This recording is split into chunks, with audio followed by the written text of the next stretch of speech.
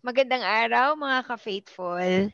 Mula po sa araw na ito, ang ating pong mga aralin ay eksaktong-eksaktong hahalawin natin sa ating pong mga Sunday messages. Ang dahilan po nito ay para mas lalong ma-meditate po natin yung salita po ng Panginoon na pinagsaluhan ng buong faithful. So let's talk about wise with words.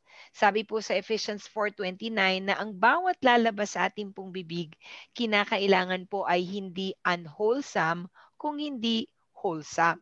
Makakatulong ba ito?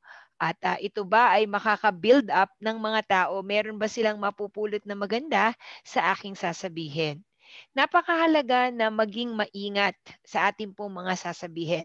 Now, ang tanong, kamusta po ang mga salita na lumalabas sa ating mga bibig? Sabi nga, kung ano ang nasa puso, lalabas yun sa bibig. So, ano po kayang nire-reveal ng mga salitang sinasabi natin tungkol sa tunay na kalagayan ng ating puso? Mag-ingat po tayo dahil ang sinasabi natin nagpo-provide ng direksyon, pwede pong mag-lead sa ating distraction at pinapakita kung anong klasing puso mayroon tayo ngayon.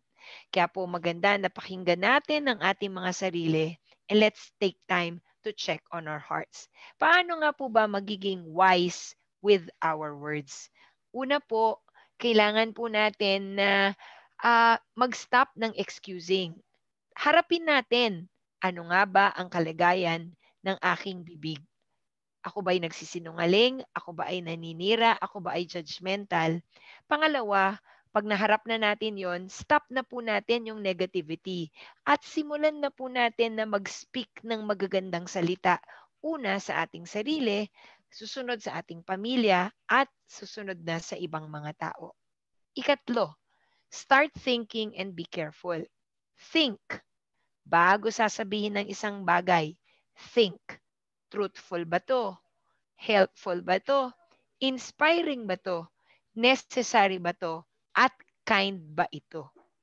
Maaaring maalala natin, sino ba yung mga taong nagsalita ng hindi maganda sa atin? 'Di ba may tarak?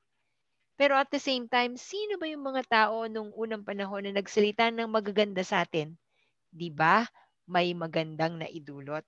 So, think first, listen first before speaking. And the last one, kung ano man yun, let's start building and be healed. Willing ba tayong ma-heal? Kasi sabi ng Panginoon in Ezekiel chapter 36 verses 25 to 26, pwede niya tayong linisin at pwede niya tayong bigyan ng bagong puso at bagong isip at bagong espiritu.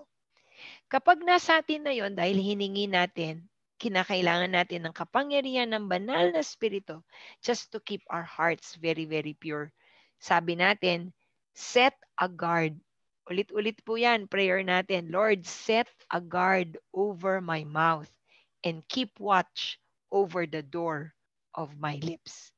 Ano po ang dapat natin i-exercise sa ating bibig para hindi siya maging nagsasalita ng hindi maganda? Let's start using our tongue. Let's start using our mouth to speak blessings to other people. Let's be wise with words.